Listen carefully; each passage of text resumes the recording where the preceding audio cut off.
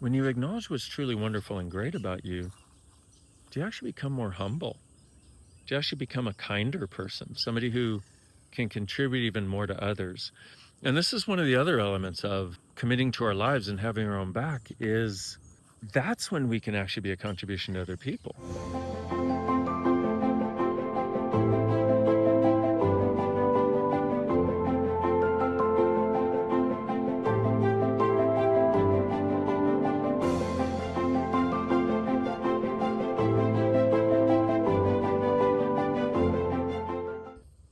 Hello, beautiful people. This is Dr. Dane.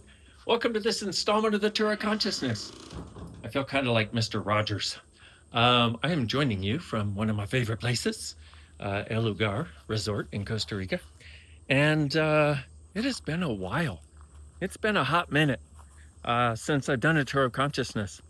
And so, what is the tool for today? Well, I'd like to invite you to be willing to have your own back and actually to commit to your life, which means you shut the back door, shut the front door, where you shut the back door. In other words, what most people have is they have this thing where they're willing to leave themselves if somebody presents them a better opportunity.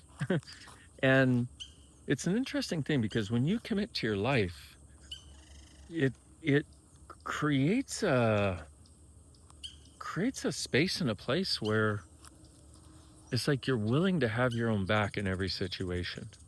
And I know this can sound really simple, right? But what would having your back be like? Well, first it'd be like not judging you. Pardon me if I'm squinting, by the way, it's a little bright out here.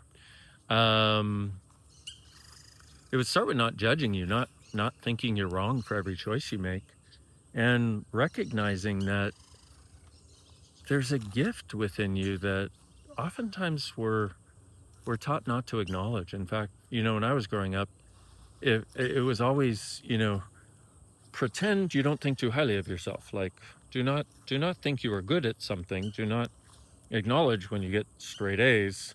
Do not, because otherwise you'll be arrogant. But are you really arrogant? Or when you acknowledge what's truly wonderful and great about you, do you actually become more humble?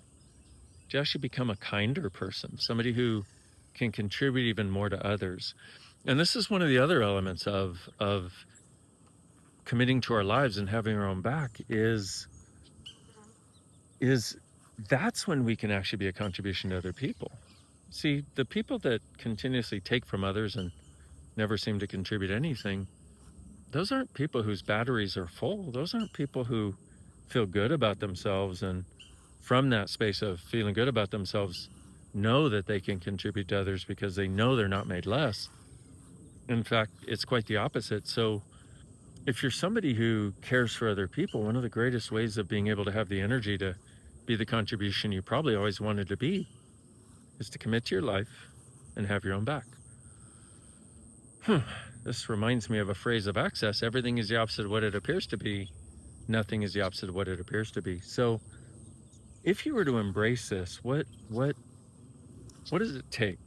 Well, a couple things is, one of the things I'd suggest that you do is write down a list of resources, a list of things that when you do them, give you more joy. They sort of return you to that space of you where you feel like you got more energy, you got more enthusiasm for being alive. Like for me, taking a walk out here. Oh, goodness, that's one of the things. Walking in nature. This place happens to be in the middle of nature, which very easy to take a walk in, which is really nice. Listening to great music, dancing, going for a run. For me, also listening to Access audios, and being around really fun people, really smart people, really funny people, really kind people, people that have my back. These are just some of the things that are on my personal list. And yes, I started making a list 25 years ago because I realized that there would be times where I felt sort of off or down or unhappy or disconnected. And I realized there were things that had a high tendency when I would do them to take me out of it and return me to me. Well, that's part of having your back, is the willingness to make the choices and do the things, take the actions that will contribute to you having more of you. And I say again, I don't know how you grew up, but for me, I grew up where it was kind of like if you were happy, somehow you were wrong. Like, you shouldn't be happy. There are sad people in the world. Most of them are your family, by the way, or at least for me.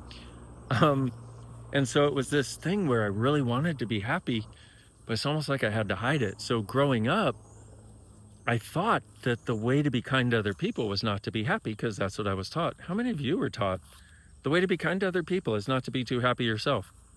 What the fuck? This is bullshit. Everything that is times a godzillion. Will you destroy and uncreate it all, please? Right and wrong, good and bad, pod and pock, all 100, shorts, boys, povads, bases, creations, and beyonds. What if the greatest gift you can be is actually to be happy? And maybe you were told like I was, I mean, I was told verbally sometimes, but like, why are you so happy? But mostly I was told energetically. Like, if I was happy, have you ever had the thing of you're happy and all of a sudden somebody you really care about comes down with a major problem? What? And what I noticed was the happier I was, the bigger the problem was that somebody I loved would have. And then, because I care so much about them, what's my job? To solve their problem, of course. Because obviously the fact that they have a problem was related to me being happy, so it must be my fault. So two things. Number one, don't be too happy. And number two, put all of your energy into solving their problem now. But what I noticed even as a kid was I couldn't solve their problems. So it created this rather dynamic cognitive dissonance. Cognitive dissonance is where, well, there's lots of elements of it, but basically two realities that don't go together. And one of the ways that shows up is where you know something should be the case, but then you see what shows up that is not that, and it makes no sense to you. You can't figure it out.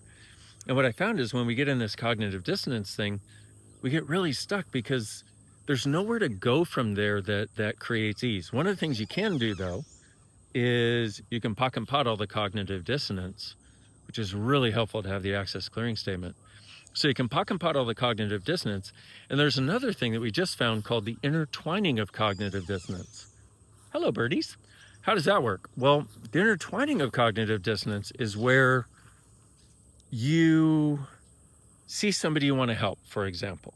And most people are stuck because of cognitive dissonance, which is really weird.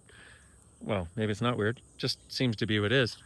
And so what happens is you then intertwine your world with their cognitive dissonance and everything they're having cognitive dissonance about as a way of trying to understand them to set them free.